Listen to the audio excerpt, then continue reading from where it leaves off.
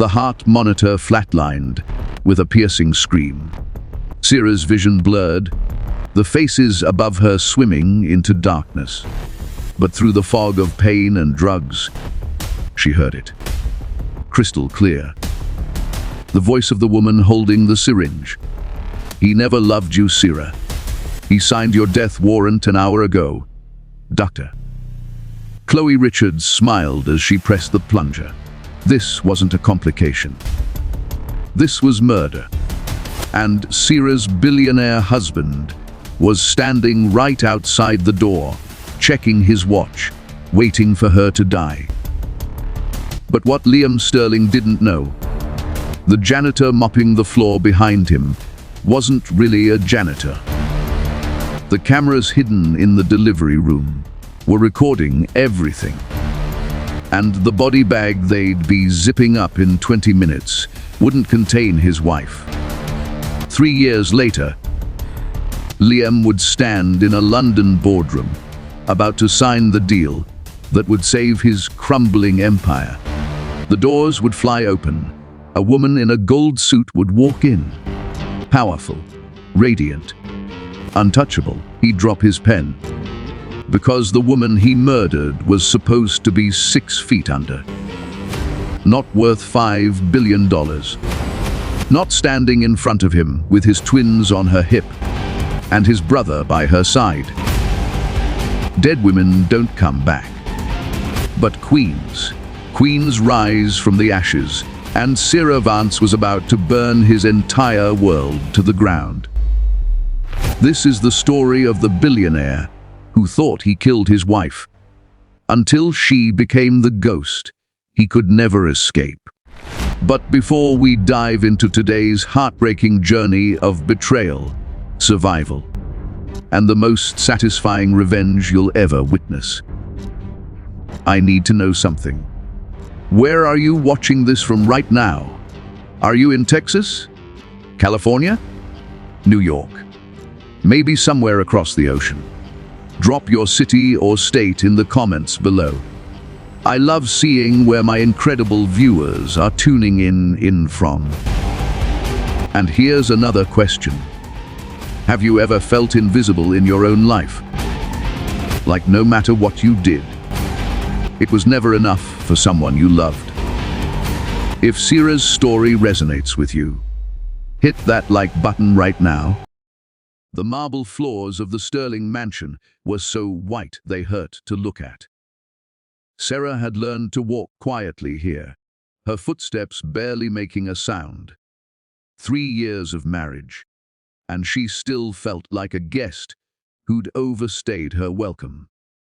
She stood in front of the full-length mirror in their bedroom, her hand resting on her swollen belly. 7 months pregnant with twins. The babies kicked, and she smiled despite everything. At least they were real. At least they were hers. "You're not ready yet." Liam's voice cut through the silence like a blade. She turned to see him in the doorway, already dressed in his tailored tuxedo. He looked perfect. He always did. "I just need 5 more minutes," she said softly. He checked his watch. The diamond, encrusted, Paik Philippe, she'd given him for their first anniversary, back when she still believed he might love her. "Chloe's going to be at the gala tonight," he said, adjusting his cufflinks. "Try not to embarrass me." The words landed like a slap. Sera's throat tightened, but she refused to cry. "Not anymore. I'll do my best," she whispered. Liam crossed the room, and for a moment, she thought he might touch her belly, might ask how the babies were doing. Instead, he straightened a painting on the wall behind her. "That dress?" he said, gesturing to the emerald gown she'd chosen. "It's too bright. You'll stand out. Isn't that the point of a gala?" His eyes turned cold. "Not for you. Wear the beige one. The one that doesn't scream for attention." She wanted to argue. Wanted to tell him that she was tired of disappearing into the background of his life. But the babies kicked again, harder this time, and she remembered why she stayed quiet. "Okay," she said. He left without another word. Sarah changed into the beige dress, a shapeless thing that made her look washed out. She pulled her curly hair back into a tight bun, applied minimal makeup, and stared at herself in the mirror. The woman looking back was a ghost. The drive to the Metropolitan Club was silent. Liam's fingers drummed against the steering wheel of his Bentley, his jaw tight. She knew that look. He was annoyed that he had to bring her at all. "Remember," he said as they pulled up to the valet, "you're here to smile and nod. Nothing more." The gala was everything Sarah had grown to hate. Crystal chandeliers that cost more than most people's houses. Champagne that flowed like water. Women dripping in diamonds, their laughter sharp and performative. And then there was Chloe, Dr. Chloe Richards stood near the bar, surrounded by admirers. She wore a white dress that hugged her tall, slender frame perfectly. Her blonde hair cascaded over her shoulders in perfect waves. When she laughed, everyone turned to look. Sarah felt the babies shift uncomfortably. She placed a hand on her belly, trying to steady her breathing. "Vim." Chloe's voice rang out across the room. He left Sarah's side immediately, crossing the floor like a man drawn to light. Sarah watched as Chloe placed a hand on his arm, leaning in close to whisper something that made him smile. That real smile. The one Sarah hadn't seen in months. A waiter offered her sparkling water. She took it with shaking hands. "You must be Mrs. Sterling." Sarah turned to find an older woman beside her, wearing enough pearls to fund a small country. "I am," Sarah said, forcing a smile. "How quaint," the woman said, her eyes traveling over Sarah's dress, her face, her belly. "Lim's taste has certainly evolved." The woman walked away before Sarah could respond. Evolved, as if she were a phase. A mistake he'd grown out of. Across the room, Chloe was touching Liam's face now, brushing something off his collar. He didn't pull away. Sarah's water glass trembled in her hand. She set it down on a nearby table before she could drop it. "Mrs. Sterling." A different voice this time.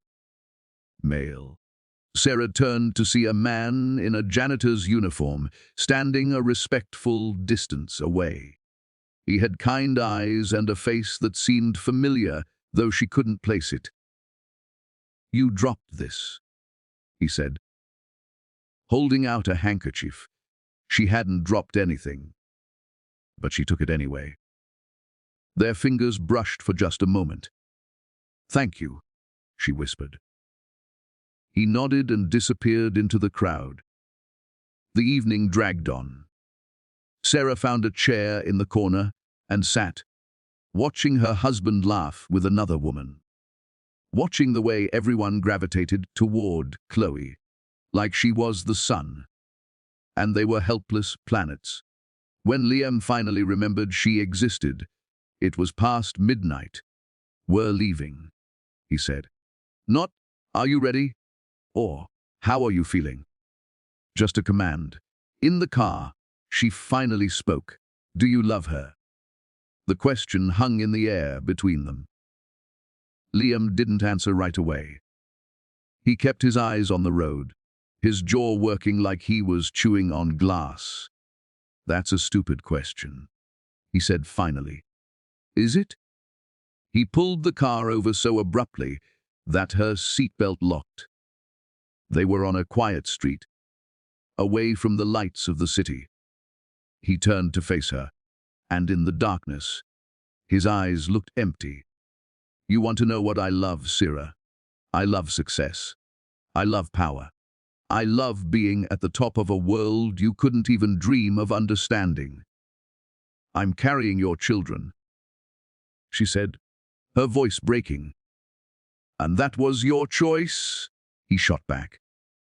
I never asked you to get pregnant. The words were a knife to the chest. Sera pressed her hand against her belly, feeling the twins move beneath her palm. Then why did you marry me? For the first time, Liam looked uncomfortable.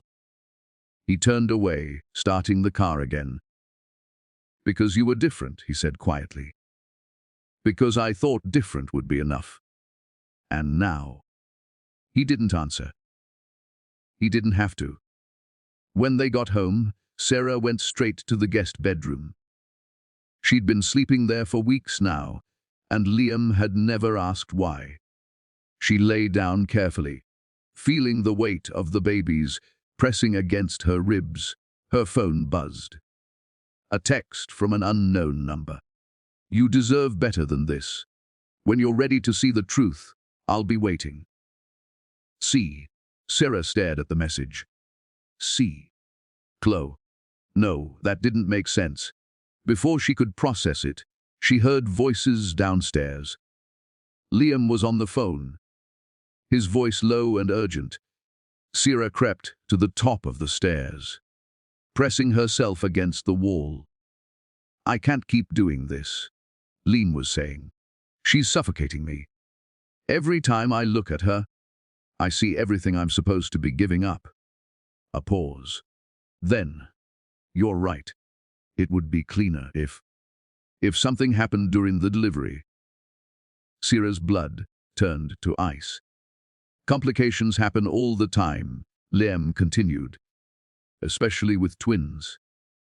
No one would question it. She couldn't breathe. Couldn't think. Her husband, the father of her children, was planning her death. The phone call ended. Sera heard Liam pour himself a drink. Let's see. Chloe checked her calendar. How about March 15th?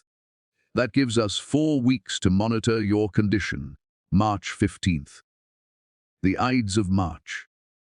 The day Julius Caesar was betrayed and murdered by the people he trusted most. Sera wondered if Chloe had chosen the date on purpose. Okay, she said. Wonderful. Chloe's smile was triumphant. I'll have my assistant call you with all the details. Now, let me walk you out. I'm sure Liam is waiting. They walked through the corridors together, Chloe's hand resting possessively on Sera's shoulder. To anyone watching, they looked like doctor and patient. Friends even. In the waiting room, Liam looked up from his phone. His eyes went straight to Chloe. How is she? He asked. No, you. Not. How are the babies? Just she. Like Sera was a broken appliance he'd brought in for repair. Fragile, Chloe said, her voice dripping with false concern. But we're scheduling an induction for March 15th. I'll make sure everything goes smoothly. The look that passed between them lasted only a second. But Sera saw it. The understanding. The agreement, her death warrant, signed and sealed. Thank you, Chloe, Liam said warmly. Then, to Sera, let's go. In the car, he was almost cheerful. See, that wasn't so bad. Chloe really knows her stuff.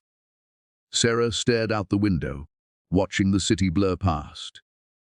People on sidewalks, living their lives, completely unaware that a woman was being driven home to wait for her murder. Her phone buzzed in her purse.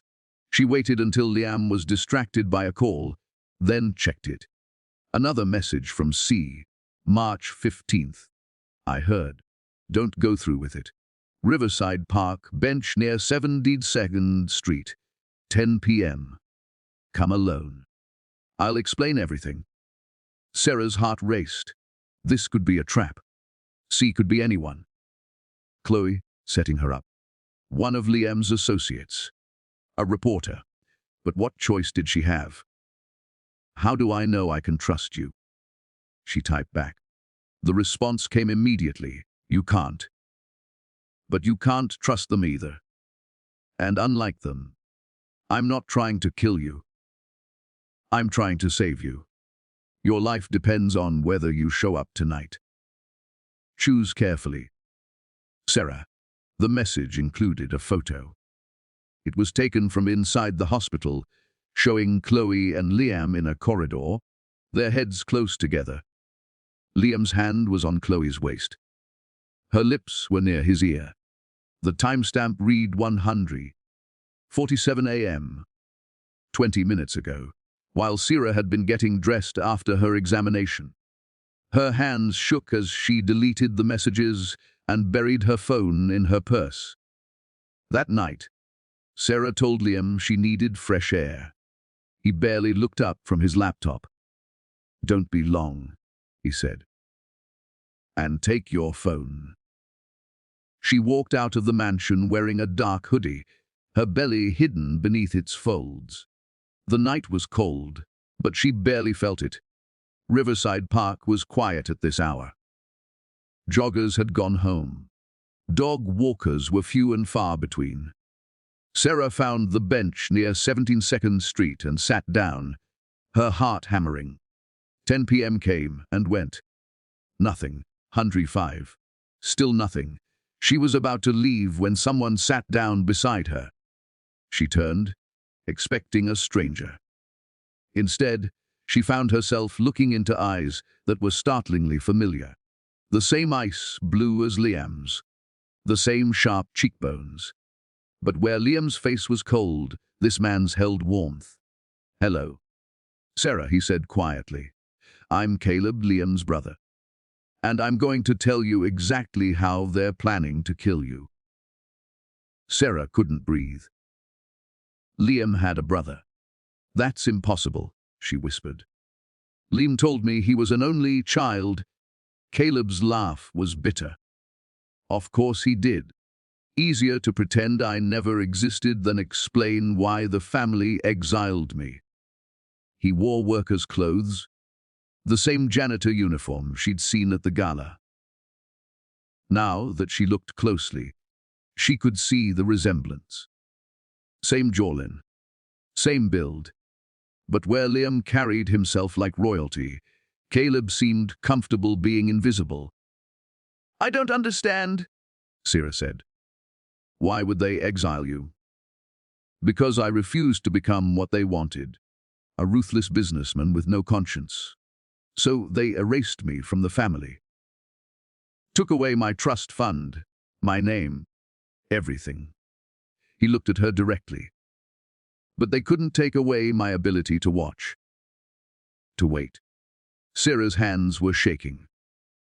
"How long have you been watching?" "Since you married him. I knew Liam would eventually show his true colors. I just didn't expect him to plan murder." The word hung between them like poison. "Tell me," Sarah said, her voice stronger than she felt. "Tell me everything." Caleb pulled out a phone, tapped a few times, and handed it to her. A video played. Security footage from the hospital corridor. No sound, but the body language was clear. Liam and Chloe, standing close. Chloe's hand on his chest, their lips moving urgently. Then Chloe pulled something from her pocket. A syringe. She held it up, demonstrating something. Liam nodded. The video ended. "I've been working as a janitor at that hospital for 6 months. Caleb explained. "I have access to areas most people don't notice. I've heard things, seen things. Why help me?" Sarah asked. "You don't even know me." "Because you're carrying innocent lives. Because my brother has become a monster. And because someone needs to stop him before he destroys everything he touches." Caleb's voice was intense. "I couldn't save my parents from his manipulation. But I can save you?" Sarah looked down at her belly, where the twins were moving. What are they planning? During the induction on March 15th, Chloe will tell you there's a complication. She'll say she needs to give you something to stabilize your blood pressure. But it won't be medicine. It'll be a sedative, strong enough to make your heart stop.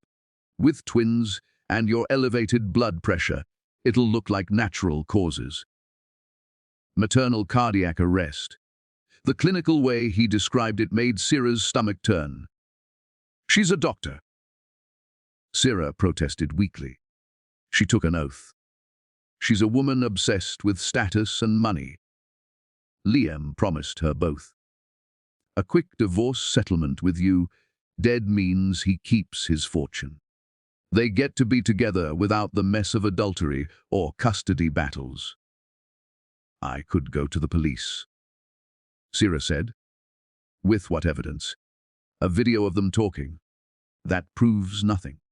And Liam's lawyers would bury you before you could blink. Caleb leaned forward. No, Sera. We need to be smarter than that. I told you. I'm here to help. But you need to trust me. Trust. That word again.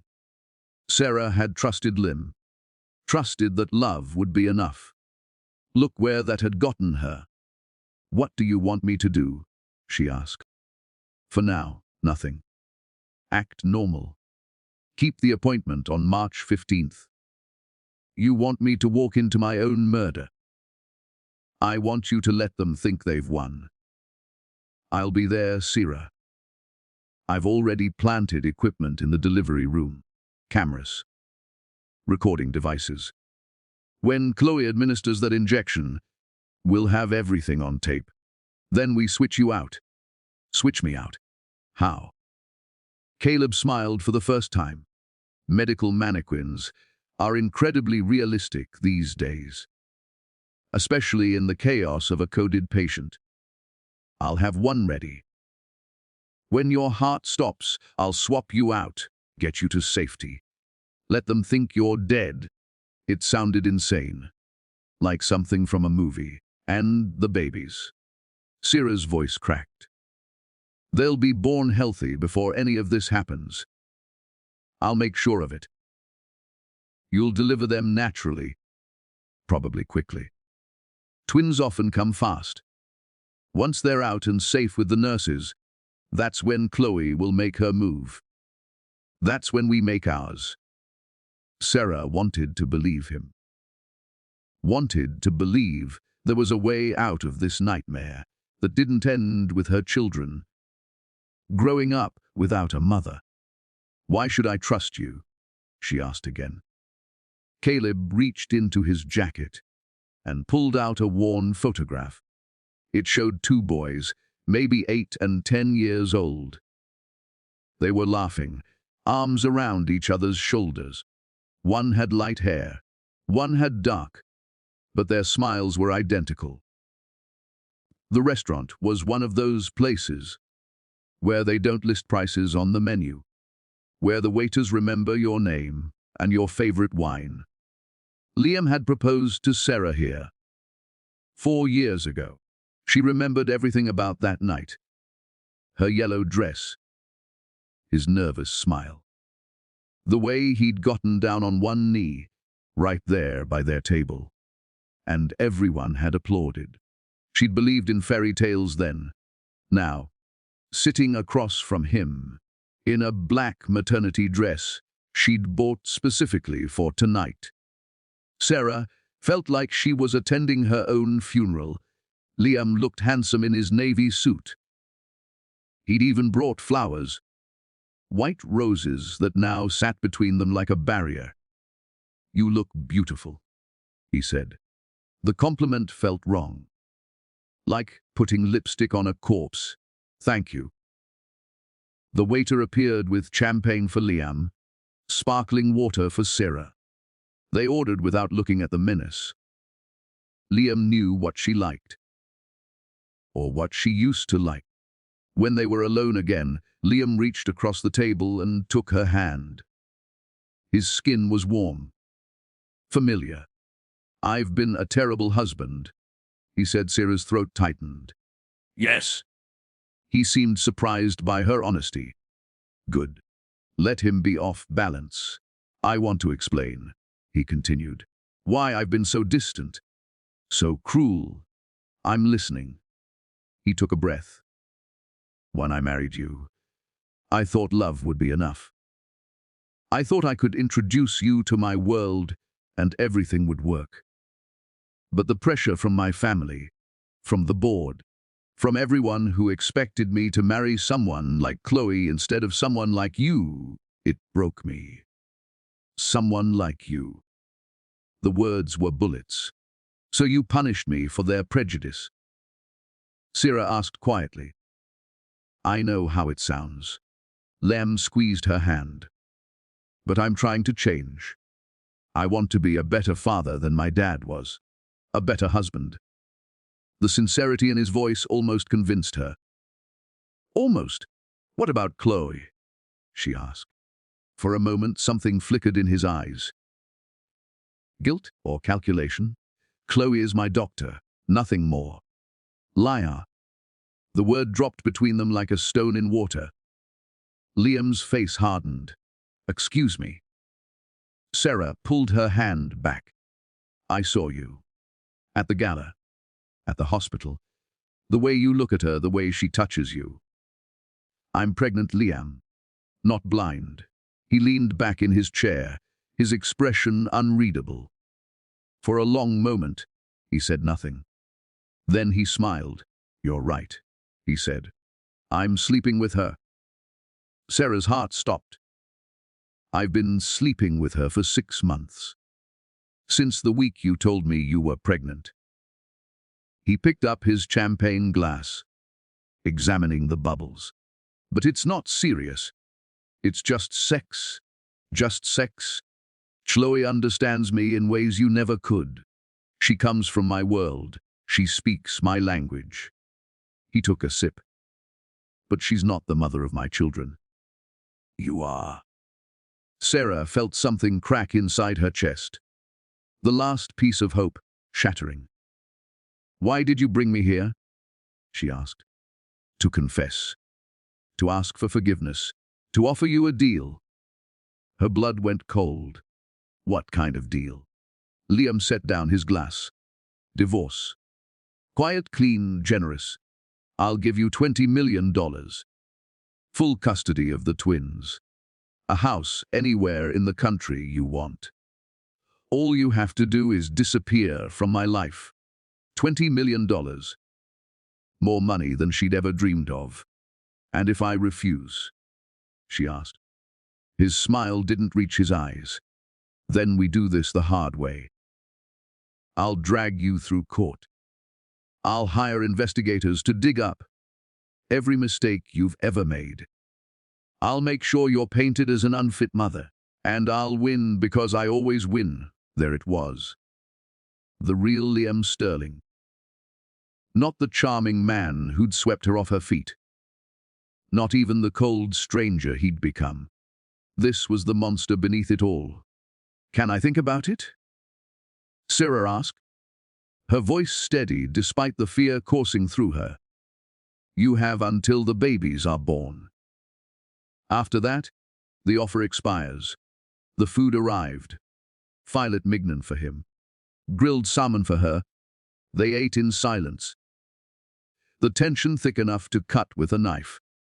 Sarah's phone was in her purse, recording everything. She'd tested it earlier, made sure it would pick up their voices. Now she had his confession. His threat. But what good would it do if she was dead? I need to use the restroom, she said, standing carefully. Liam barely looked up from his steak. Don't take too long. The bathroom was empty. Sarah locked herself in a stall and pulled out her phone. The recording was still going. Good. She had another message from Caleb. Get out of there. Now, they're going to induce labor tonight. Chloe's at the hospital prepping a room. This is it. Her water hadn't broken. She wasn't in labor. How could they induce? The door to the bathroom opened. Heels clicked on tile. Sarah. You in here? Chloe's voice. Sarah's heart hammered. She stayed silent, barely breathing. I know you're listening. Chloe continued. Liam's outside. He slipped something into your water while you were talking. A hormone inducer. Your water will break in about 15 minutes. You'll think it's natural. You'll let us take you to the hospital. And then it's over. Sarah looked down. Her dress was still dry. But she could feel something shifting inside her. A tightening. A pressure. No, this couldn't be happening. You could have taken the money. Chloe said softly. You could have walked away. But you had to push. Had to record our conversation. Did you really think we wouldn't check your purse? They knew. They knew everything. Come out, Sarah. Let's not make this harder than it has to be. The stall next to Sarah's opened. Then the one after that. Chloe was checking each one. Sarah had seconds to decide. She could confront Chloe, try to fight, but she was 7 months pregnant with twins, and Chloe was a trained surgeon. Or she could run. She unlocked the stall and stepped out. Chloe stood by the sinks, looking perfect in her designer dress.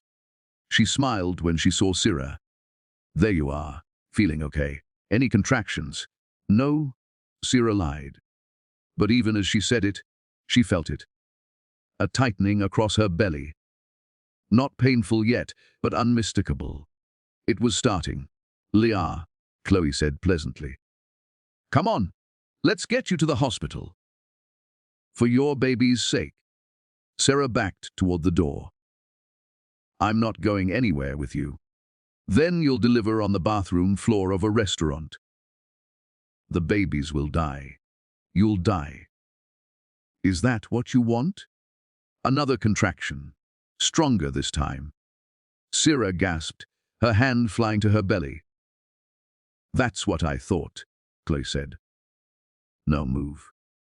They walked through the restaurant together, Chloe's hand on Sarah's elbow like they were friends.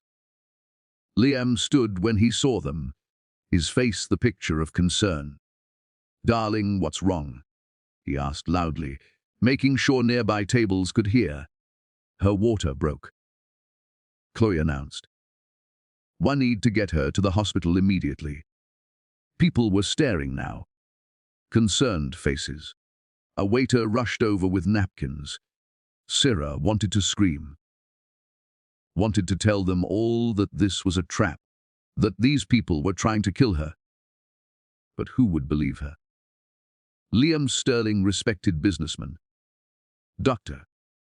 Chloe Richards, renowned surgeon.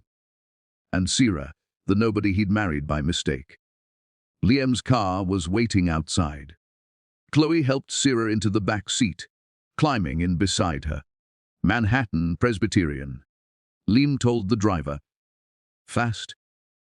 As they pulled into traffic, Sarah felt wetness between her legs. Her water had actually broken now. The contractions were coming every few minutes. This was real. The babies were coming.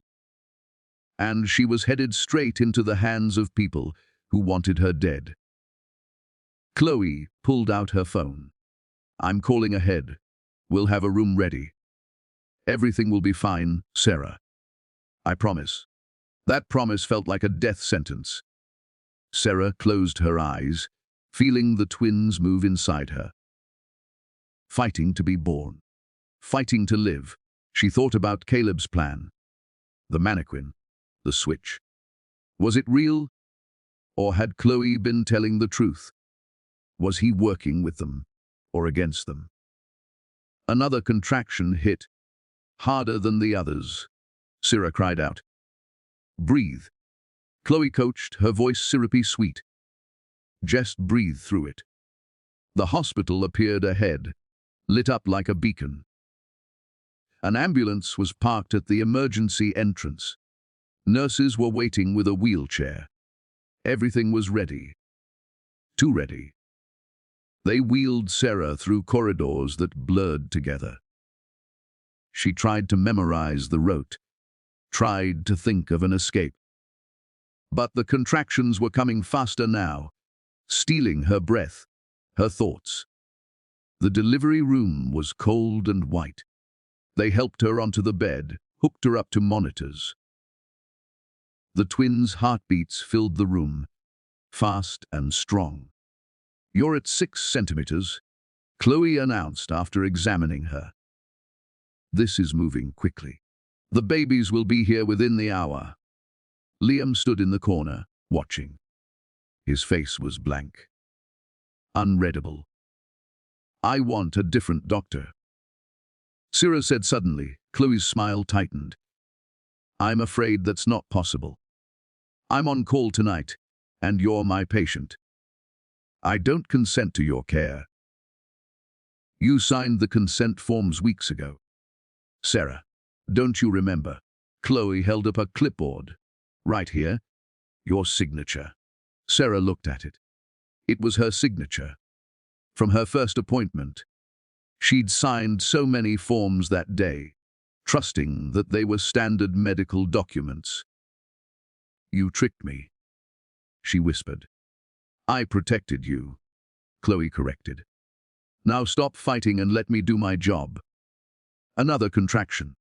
This one made Sarah scream. "That's it," Chloe encouraged. "Let it out. You're doing great." Hours passed in a haze of pain. The contractions came in waves, drowning her. She was vaguely aware of nurses coming and going, of Liam stepping out to take a call, of Chloe's hands, always there. "Checking, measuring, 9 centimeters," Chloe announced. "Almost there." Sarah was exhausted. Every muscle in her body was screaming, but she couldn't give up. Not yet. "I need to push," she gasped. Not yet. Wait for 10 centimeters. But her body had other ideas. The urge to push was overwhelming. "I can't wait," Sarah cried. On the next contraction, push.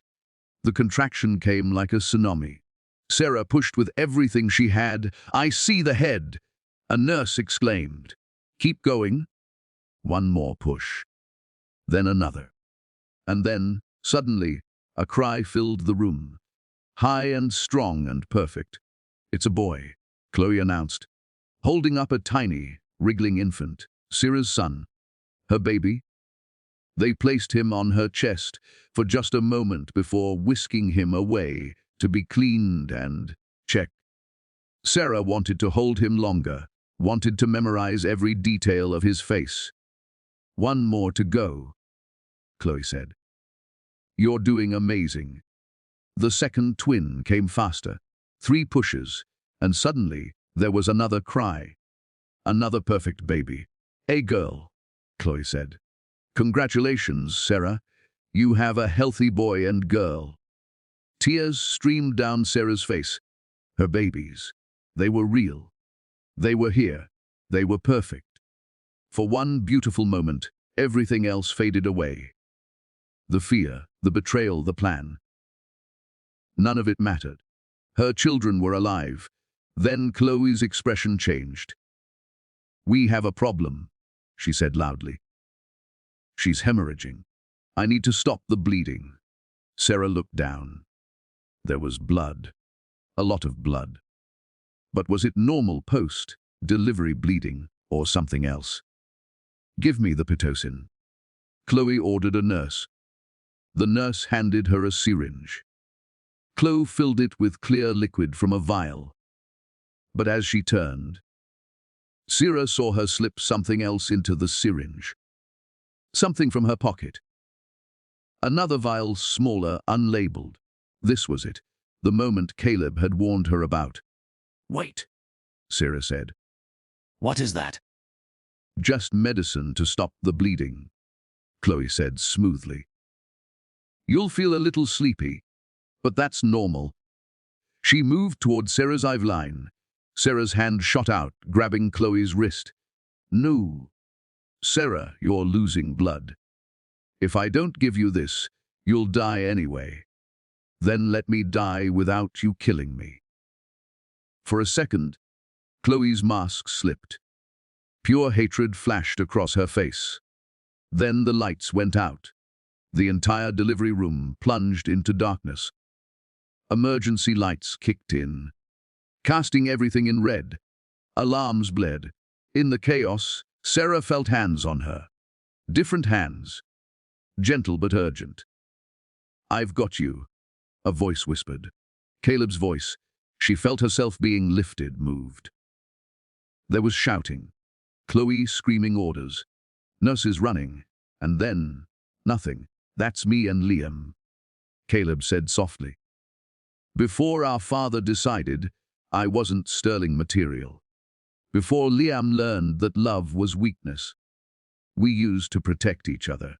Now I'm protecting you from him." Sarah studied the photo. The little boy who would become her husband looked happy. Carefree. When had that changed? "I need to think," she said. "You have until March 15th. But Sarah, if you don't show up, if you try to run on your own, they'll hunt you down. Liam has resources you can't imagine. Your only chance is to play dead, literally." He stood to leave, then paused. "One more thing. Don't tell anyone about me. Not your friends, not your family. The fewer people who know, the safer you'll be." "I don't have friends anymore," Sarah said quietly. Liam made sure of that. Something like pity crossed Caleb's face. "Then we're all you've got. Me and those babies."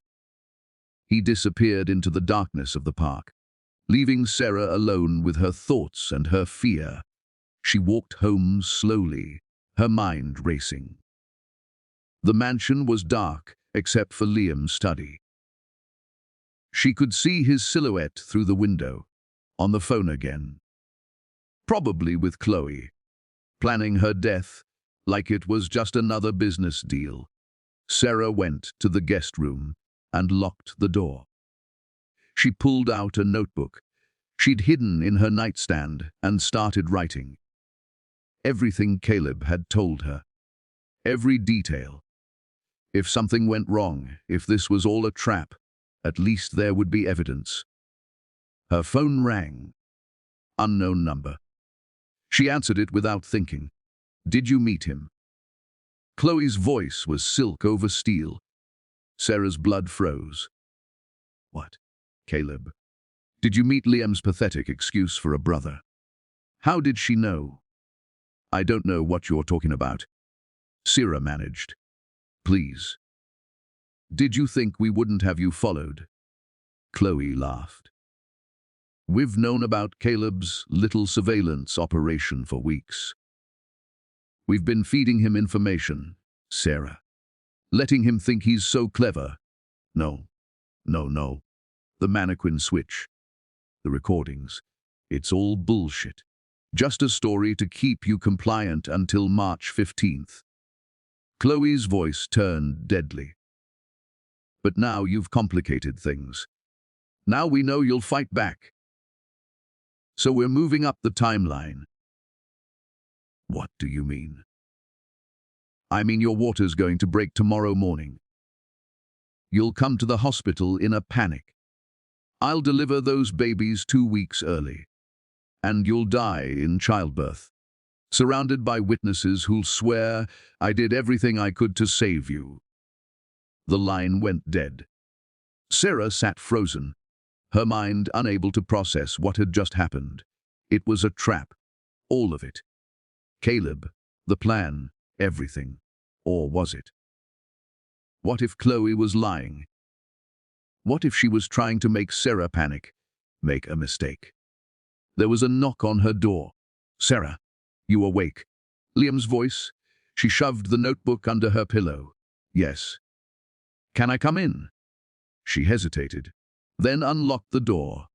He stood there in his pajamas, looking almost human. Almost like the man she'd thought. "I've been thinking," he said. "About us. About how I've been treating you." Hope fluttered in her chest, desperate and foolish. "And," she whispered, "and I think we should talk. Really talk. Tomorrow night. Just you and me. A proper dinner like we used to have. It could be genuine. A moment of clarity. A chance to fix what was broken. Or it could be part of the trap." "Okay," she said. Because what choice did she have? Liam smiled. That real smile. The one that had made her fall in love with him in the first place. Good. "Sleep well, Sera." He closed the door. She heard his footsteps fade down the hallway. Sera pulled out her phone with shaking hands. She had 2 messages. One from Caleb. "Don't trust them. Whatever they told you, it's a lie. Stick to the plan." One from an unknown number. "Your babies will be born healthy. You won't live to see them grow up. Sweet dreams." Sera. She sat on the edge of the bed, her hands on her belly, feeling the twins move beneath her palms. Strong kicks. Fighting kicks. They wanted to live. And so did she. Sera made a decision. She would go to dinner with Liam tomorrow. She would smile and nod and play the perfect wife. She would listen to every word, watch every gesture, and she would record all of it.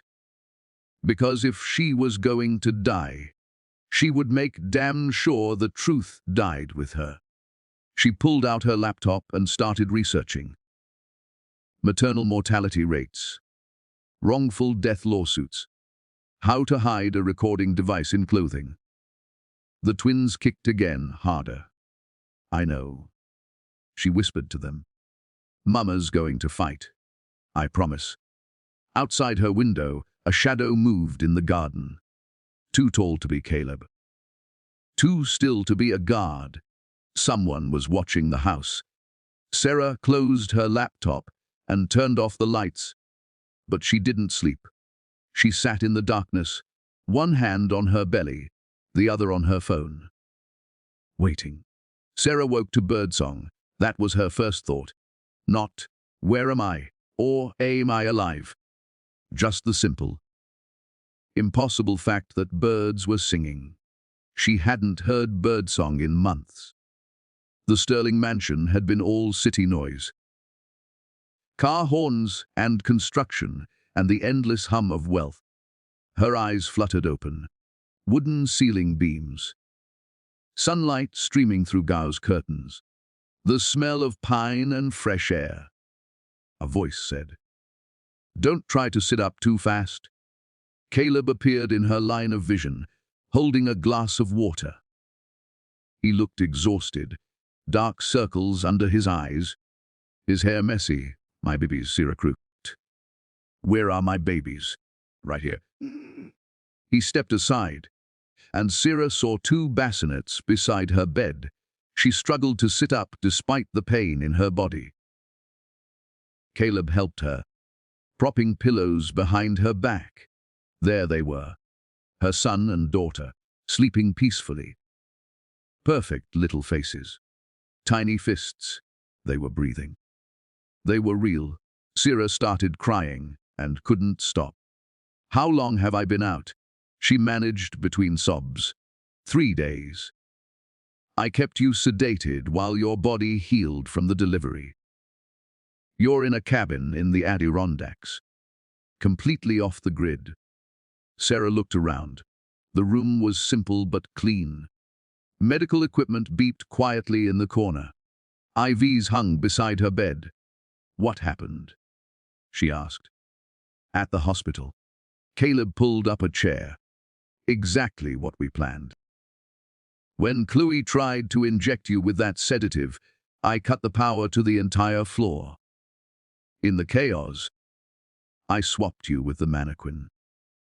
The nurses were so focused on the patient, coding that no one noticed me wheel you. out through the service elevator. But my babies were already with a trusted nurse.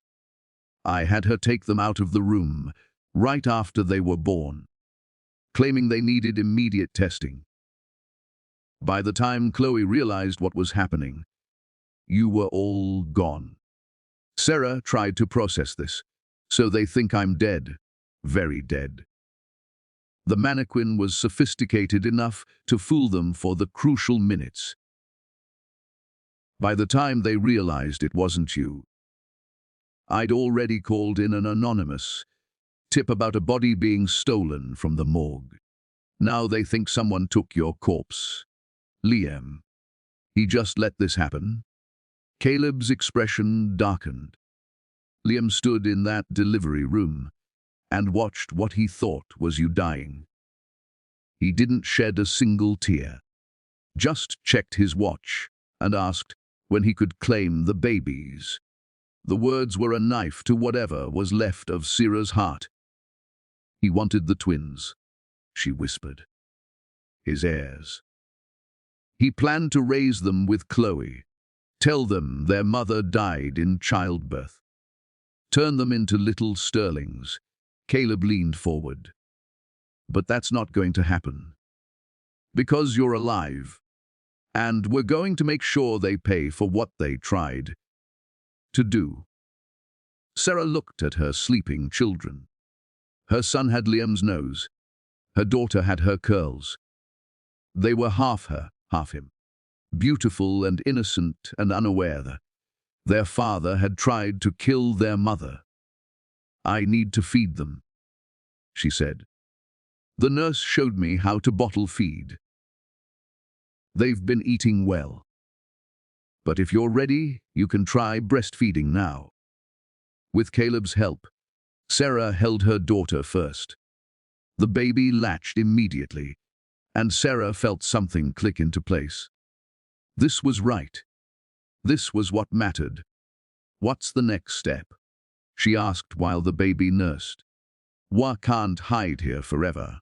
No, but we can prepare. I've been building a case for 3 years, Sarah. Financial records showing Liam's embezzlement. Evidence of his affair with Chloe. And now, we have the attempted murder. But we don't have proof. It's my word against theirs. Caleb smiled. Actually, we have better than that. He pulled out a laptop and showed her a video. It was from the delivery room, shot from a hidden camera. The footage showed everything. Chloe filling the syringe, the second vial from her pocket, Sarah refusing the injection. Chloe's face, twisted with hatred. I told you I had cameras planted, Caleb said. This is just one angle. I have 6 others. Sarah watched her own, almost murder on screen, and felt nothing. She was numb, empty. When do we use it? She asked. Not yet. Right now. Liam thinks he won. He has a funeral planned for you next week. Closed casket, of course. He's playing the grieving widower perfectly.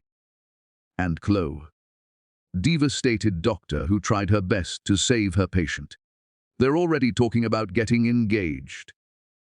Rage. Finally, Sarah felt something other than emptiness. Pure, burning rage. I want them to suffer, she said quietly. I want them to lose everything the way they tried to make me lose everything. They will. But we have to be smart. We have to rebuild you first. Rebuild me. Caleb stood and pulled back the curtains fully. Sunlight flooded the room. You died, Sarah. That person, the one who let Liam walk all over her, who apologized for existing, she's gone. We're going to create someone new. Someone powerful. Someone they'll never see coming. Over the next 3 months, Sarah became a different person. She healed physically first. The delivery had been traumatic, but her body was young and strong. Within weeks, she was walking the trails around the cabin, her twins strapped to her chest in a carrier. Then came the transformation. Caleb brought in tutors, a financial analyst who taught her how to read market trends, a lawyer who explained corporate law, a technology expert who showed her how to trace digital footprints. Sarah absorbed it all like a sponge. Every lesson was fuel for the fire burning inside her. She learned that Liam had been embezzling from Sterling Industries for years, funneling money into offshore accounts. She learned that Chloe had lost her medical license in another state for malpractice, but had hidden it when she moved to New York. She learned that the Sterling family fortune was built on lies and stolen patents. And she learned how to fight back.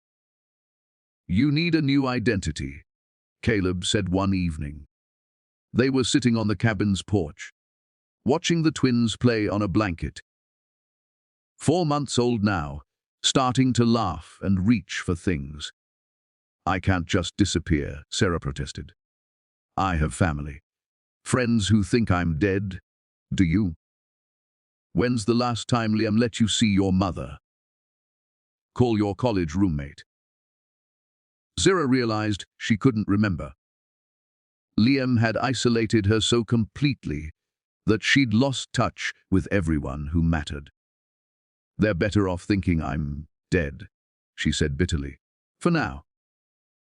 But eventually, you'll come back. When you're ready.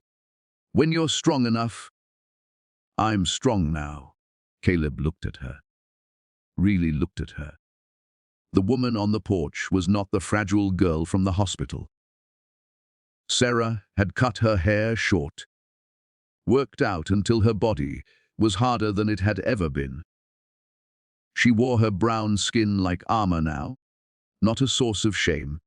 "You're getting there," Caleb agreed. "But there's one more thing you need." "What?" "You need to see them. Really see them. Not as your husband and his mistress. As the enemies they are."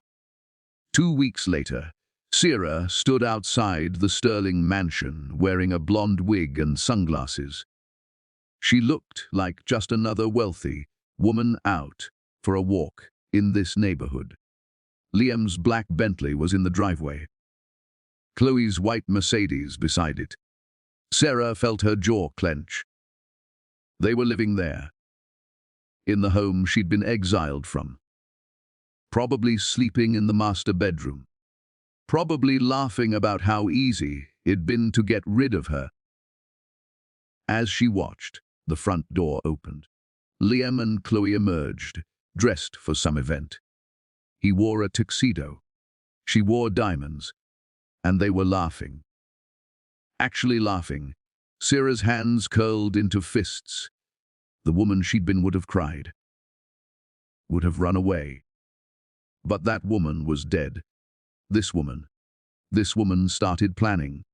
She pulled out her phone and took photos. Liam's hand on Chloe's waist. Chloe kissing his cheek.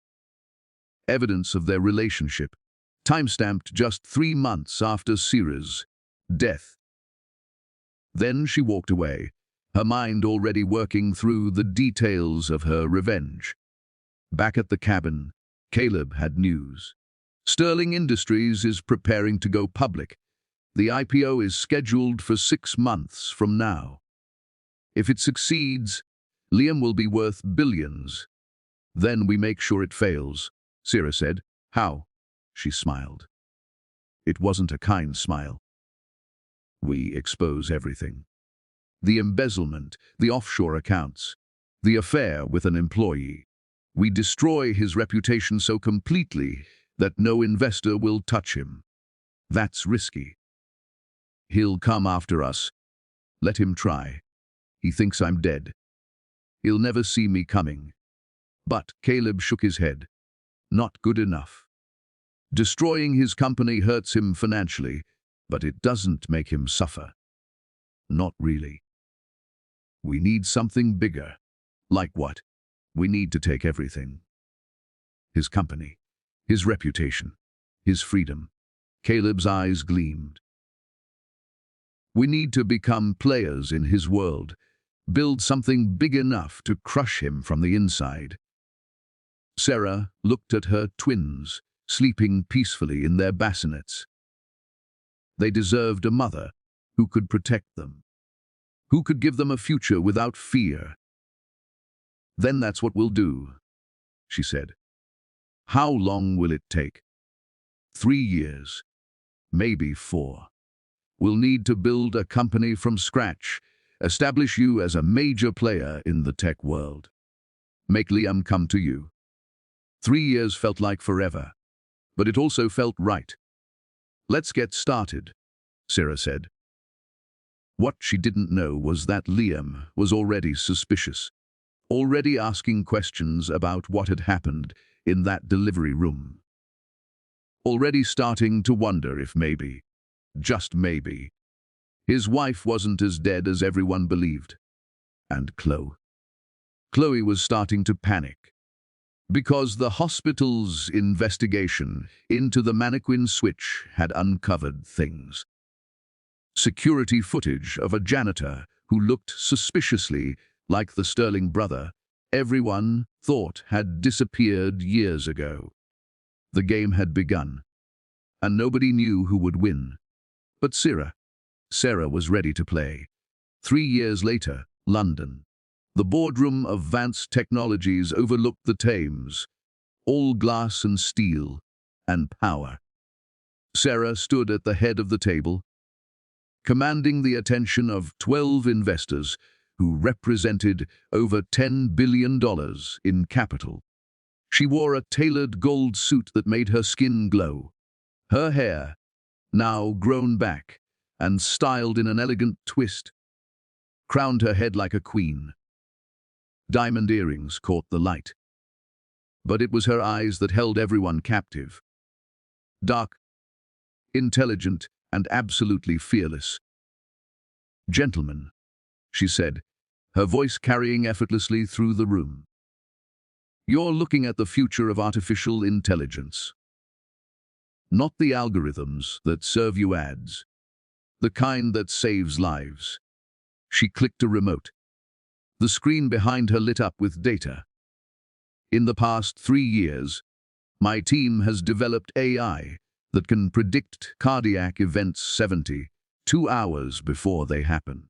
That can diagnose cancers invisible to human radiologists. That can revolutionize how hospitals operate." An investor raised his hand. "Miss Vance, your technology is impressive, but you're asking for a $2 billion valuation with no proven market presence. Why should we believe you can compete with established companies?" Sarah smiled. "Because I'm not competing with them. I'm replacing them. And to prove it, I've secured a partnership with one of America's largest hospital networks. They'll be implementing our AI across 500 facilities starting next quarter." She clicked again. A contract appeared on the screen, signed and notarized. The room erupted in whispered conversations. Caleb, sitting in the back corner, disguised as a junior analyst, caught her eye and nodded. This was it. The final piece of their plan. "There's one more thing," Sarah said, drawing their attention back. "I'm planning to expand into the American market more aggressively. In fact, I have my eye on acquiring a specific tech company. Sterling Industries." She let the name hang in the air. "Isn't that the company facing that IPO fraud scandal?" An investor asked. "It is," Sarah confirmed. "Their stock has plummeted 60% in the last year. But their patents in medical technology are still valuable. I intend to buy them out, strip the corrupt leadership, and integrate their assets into Vance Technologies." What she didn't say, she intended to destroy Liam Sterling in the process. The meeting ended 2 hours later with signed term sheets. $2 billion in funding. Vance Technologies was now one of the most valuable startups in Europe. In the elevator down, Caleb finally allowed himself to smile. "You were incredible up there." "I had a good teacher," Sarah replied.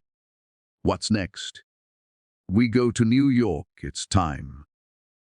The twins were waiting back at her penthouse apartment. 4 years old now, speaking in full sentences. Brilliant and beautiful. They called Caleb Uncle Cal, and had no memory of the father who'd tried to kill their mother. "Mama!" Her daughter, Sophia, ran to hug her legs. "Did you get the money?" Sarah laughed. "I did, baby." Her son Mason was more reserved. He looked up from his coloring book with Liam's ice blue eyes. "Can we go to America now?" he asked. "You promised." "Soon," Sarah said, kneeling beside him. "Very soon." That night, after the children were asleep, Sarah stood on her balcony overlooking the city. Caleb joined her with 2 glasses of wine. "Are you ready for this?" he asked. "Once we go back, there's no turning back." "I've been ready for 3 years. Lim's not stupid. Eventually he'll figure out who you are. Let him. I'm not the girl he married. I'm not even the woman who escaped that hospital. I'm something he can't comprehend. And when he finally realizes it, it'll be too late." They flew to New York the following week. Private jet, first class all the way. The twins were thrilled by everything, their faces pressed to the windows as the city came into view. Sarah had arranged to stay in a penthouse at the plaza. Not to show off. To remind herself how far she'd come. The first order of business was a meeting with Sterling Industries' interim CEO. Liam had been forced out 6 months ago when the fraud investigation revealed his embezzlement. He'd managed to avoid prison through expensive lawyers, but his reputation was destroyed. The meeting was scheduled for 10 a.m. at Sterling Tower. Sarah arrived exactly on time, flanked by Caleb and her lawyer. The interim CEO was a nervous man in his 50s. He practically bowed when she entered. "Miss Vance, it's an honor. Your reputation precedes you. Thank you. Shall we discuss terms?" The acquisition negotiation took 3 hours. Sarah's team had done their homework. They knew every weakness in Sterling's financials, every skeleton in the corporate closet. "I'll need to speak with Mr. Sterling," the CEO stammered at one point. "He still owns 40% of the shares." "Then get him on the phone," Sarah said calmly. The CEO dialed. "Put it on speaker." "What is it?" "Richard." Liam's voice came through, annoyed and sharp.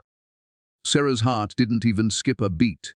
"Mr. Sterling, we have an offer for acquisition. Vance Technologies from London. They're offering." "How much?" "800 million. Silence. "Then? That's insulting. My company is worth at least 2 billion. Sarah leaned forward. "Your company is worth whatever someone is willing to pay, Mr. Sterling. And right now, I'm the only buyer keeping you from bankruptcy." More silence. When Liam spoke again, his voice was ice. "Who is this?" "CEO of Vance Technologies. Perhaps you've heard of us." "Can't say I have. British startups are a dime a dozen." Sarah smiled at Caleb. "Well, this British startup is about to own your legacy.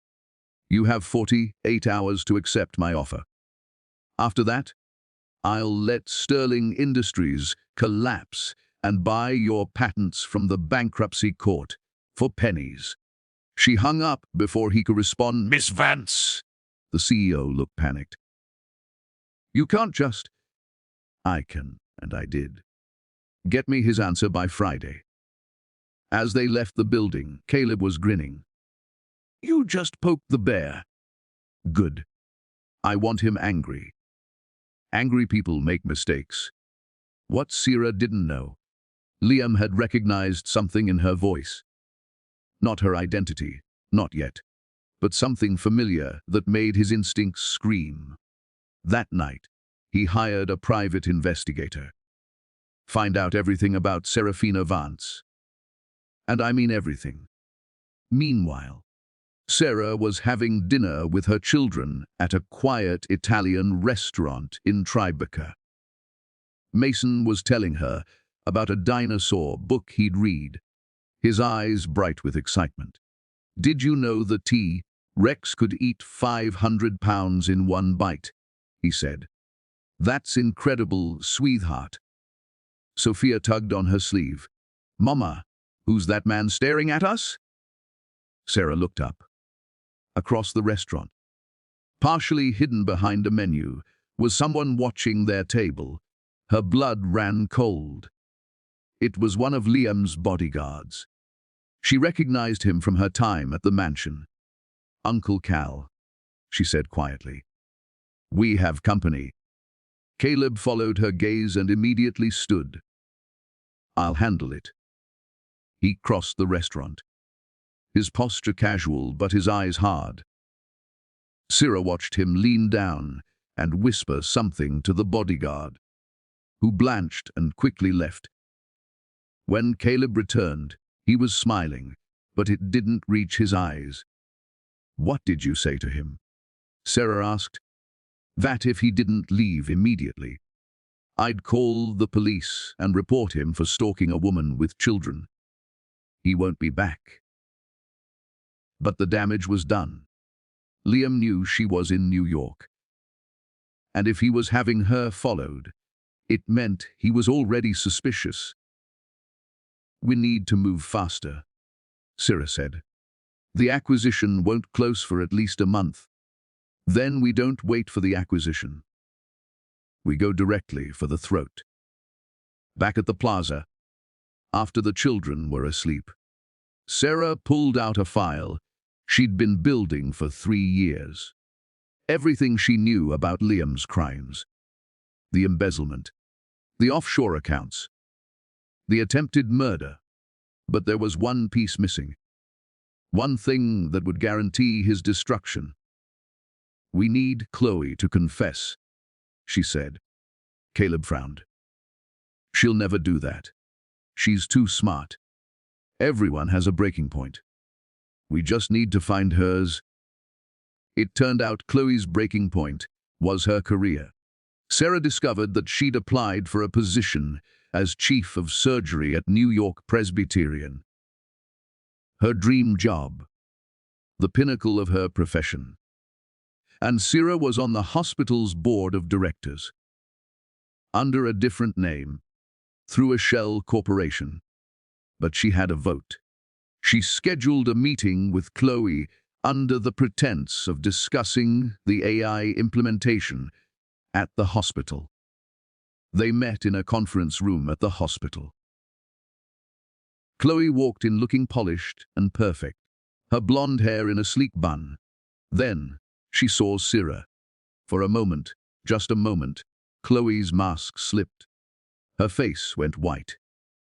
Her hand gripped the edge of the table. Hello, Chloe, Sarah said pleasantly. Surprised to see me? Chloe recovered quickly. I'm sorry, do I know you? No.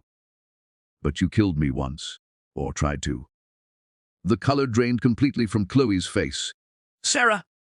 In the flesh, or should I say, back from the dead. Chloe sank into a chair, her hands shaking. This is impossible. You died. I watched you die. You watched a mannequin die. I've been very much alive, building an empire, raising my children, preparing for this moment. Your children. Chloe's eyes went wide. The twins, they're alive too, and thriving. No thanks to you. Chloe's lawyer instincts kicked in. I don't know what game you're playing, but you have no proof of anything. Sarah pulled out her phone and played a video. The delivery room footage. Crystal clear. Damning. I have proof of everything. The attempted murder. The affair with Liam while I was your patient. The medical malpractice you covered up in Boston. Sarah leaned forward. I own you, Chloe. And here's what you're going to do. 24 hours later, Chloe Richards walked into FBI headquarters in Manhattan and confessed to attempted murder, conspiracy, and medical fraud. She gave them everything. Audio recordings of her conversations with Liam. Financial records of payments he'd made to her. Evidence that he'd planned the whole thing. And just like that, the trap snapped shut. Liam Sterling was arrested at his penthouse at 6 a.m. on a Thursday morning. Federal agents. Cameras everywhere. His neighbors watching from their doorways. The fall of a titan. Sarah watched it on the news from her hotel room, her children still sleeping peacefully. She felt nothing. No satisfaction. No joy. Just a hollow sort of relief. It's over, Caleb said beside her. No, Sarah corrected. It's just beginning. The courthouse was packed. Press cameras lined the steps. People had camped out overnight to get seats in the gallery. The trial of Liam Sterling was the most sensational case in years. Sarah sat in the back row, wearing a black suit and oversized sunglasses. Nobody recognized her. Why would they? Everyone thought Seraphina Vance was a British tech mogul. Nobody connected her to the dead wife. Until today. Liam looked smaller somehow, diminished in his orange jumpsuit. His hands were cuffed. His legendary confidence was gone, replaced by something that looked almost like fear. Good, Sarah thought. The prosecution had built an airtight case. Embezzlement. Fraud. Conspiracy to commit murder. Chloe's testimony had been devastating.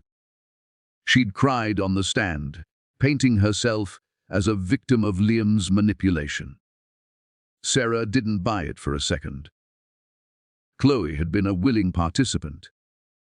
But her deal with the prosecutors was solid. Testify against Liam. Serve 5 years instead of 20.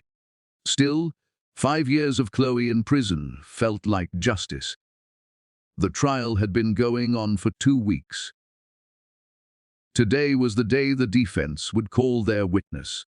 The defense calls Liam Sterling to the stand. Liam walked up slowly, his eyes scanning the courtroom.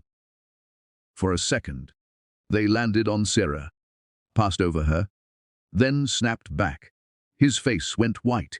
He knew, even with the sunglasses, the different hair, the years of transformation, he knew. His lawyer had to repeat the first question twice before Liam answered. His eyes never left Sarah's face. Mr. Sterling, did you conspire to murder your wife? Liam said, but his voice cracked. Did you have an affair with Dr. Chloe Richards? Yes, but did you embezzle money from Sterling Industries? Liam's jaw clenched. The financial irregularities were misunderstandings. Creative accounting, not theft. Did you love your wife? The question hung in the air. Liam's eyes were still locked on Sarah. I thought I did, he said quietly. But I was wrong about everything. During the recess, Sarah stood to leave. She'd seen enough. But as she reached the hallway, someone grabbed her arm. Liam. He'd somehow slipped away from his guards for just a moment. His face was desperate, terrified. Sarah, he whispered. It's you. It's really you. She removed her sunglasses, let him see her eyes, the eyes that had once looked at him with love. Now they were cold as diamonds. "Hello, Liam? How?" "The hospital said you died. We buried an empty casket. You thought you'd killed me. You tried to, at least. But I'm harder to kill than you thought." His hands were shaking. "The children, are they alive?" "Beautiful. Perfect. And they'll never know your name. Sarah, please. I made mistakes. Terrible mistakes. But I never wanted you dead. That was Chloe.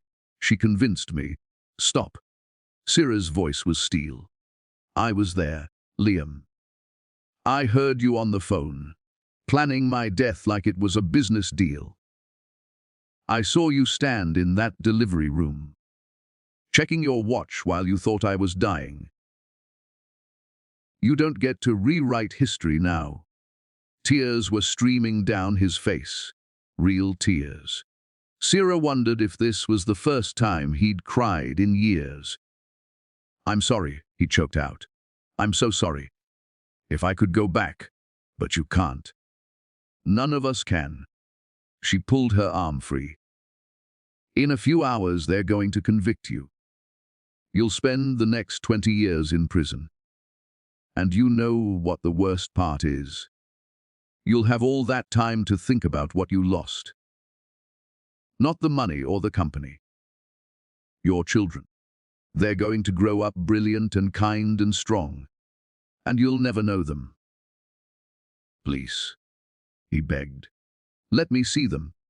Just once. Let me tell them I'm sorry. They don't even know you exist. I told them their father died before we're born." Which, in a way, is true. The man I married did die. He died the moment he chose power over love. Guards were coming down the hallway now, looking for their escaped prisoner. "Goodbye, Liam," Sarah said. "I hope prison gives you time to find whatever humanity you have left." She walked away, her head held high. Behind her, Liam collapsed to his knees, sobbing. The jury deliberated for 4 hours.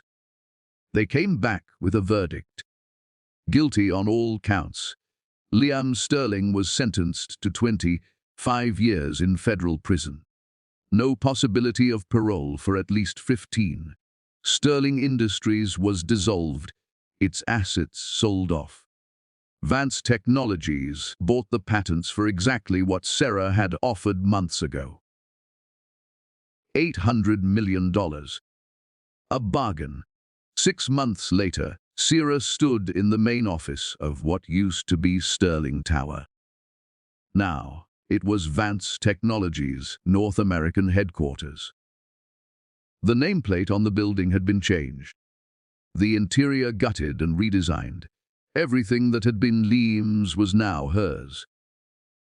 Caleb stood beside her, looking out at the New York skyline. "Feels surreal, doesn't it?" he said. "What does?" "That we actually pulled it off." Sarah smiled. "We did more than pull it off. We rebuilt everything he destroyed." It was true.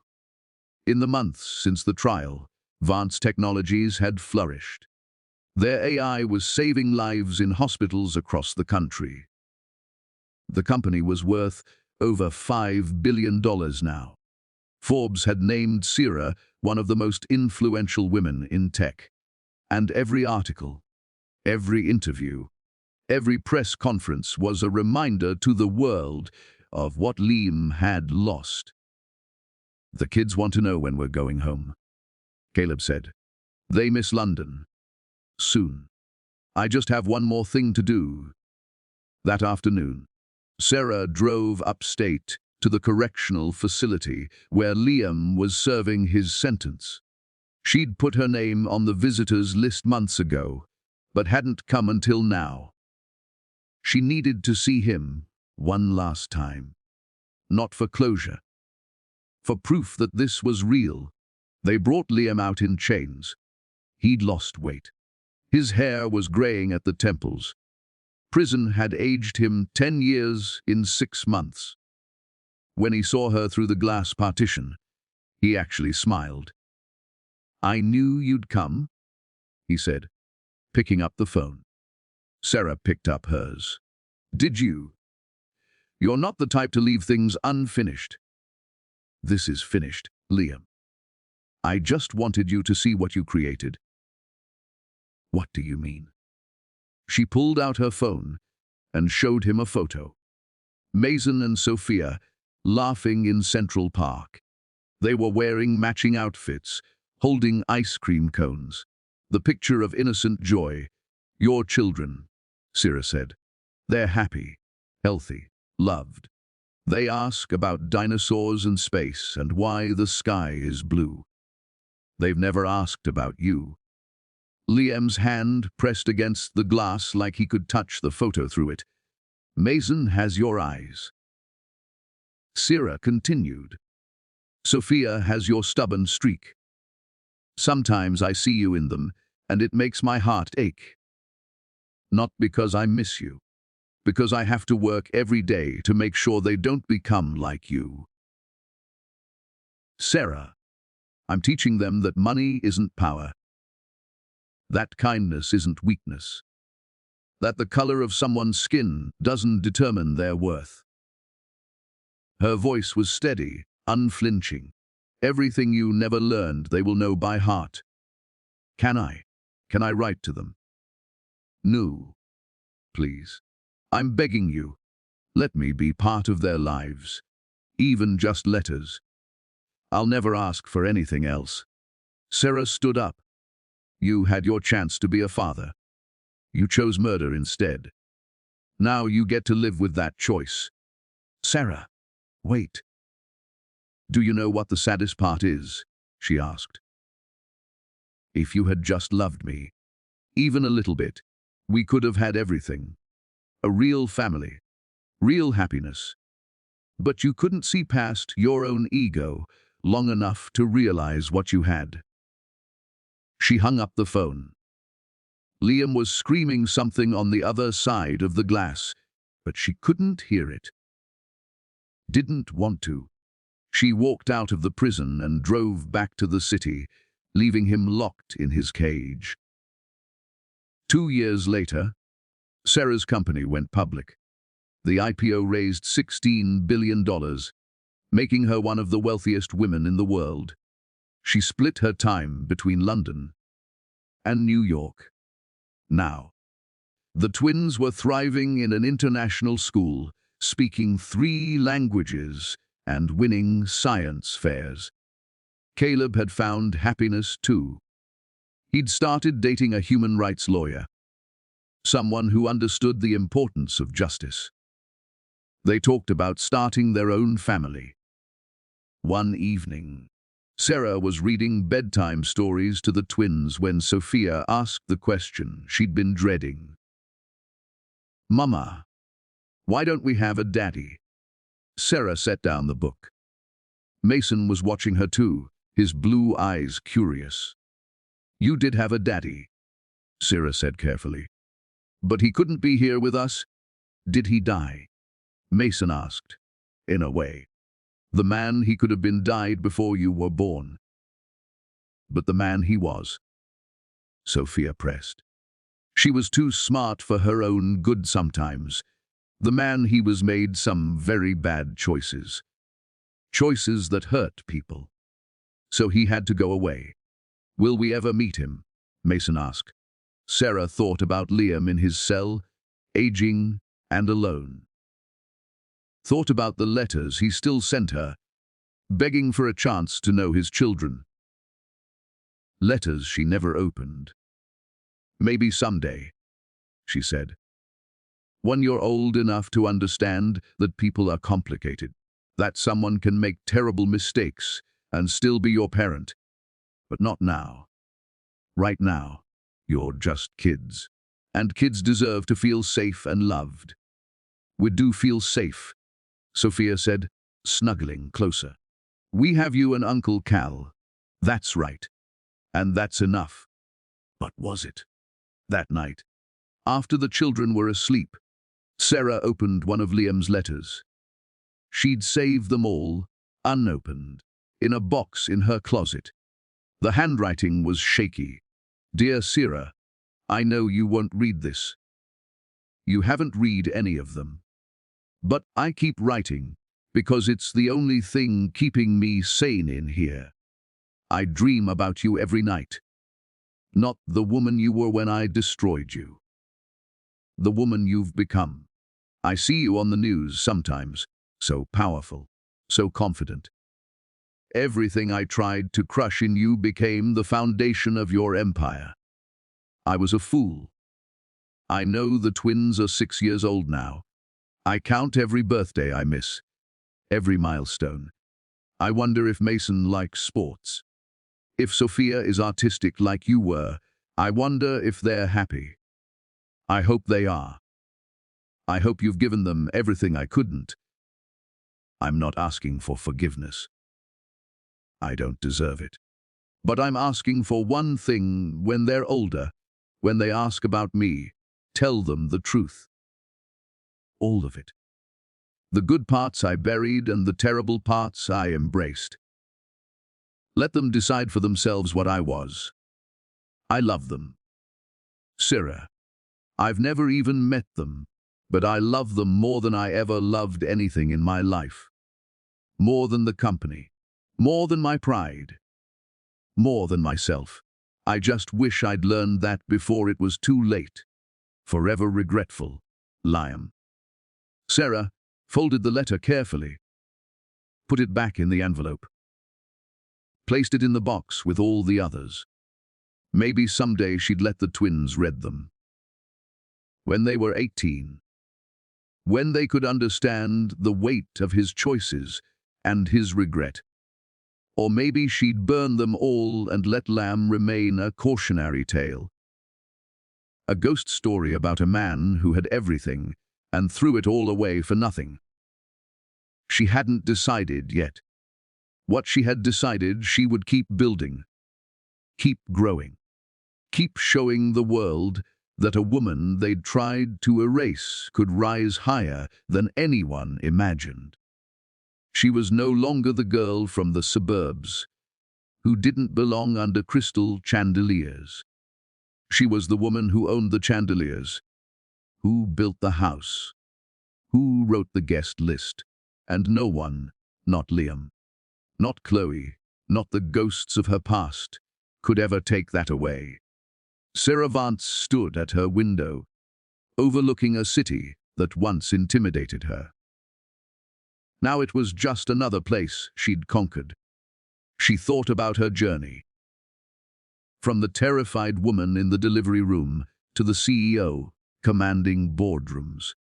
From the wife who apologized for existing to the mother who taught her children to take up space unapologetically. And she smiled, not because she'd destroyed Liam. Not because she'd won, but because she'd survived. And in surviving, she'd discovered something more valuable than revenge. She'd discovered herself. The end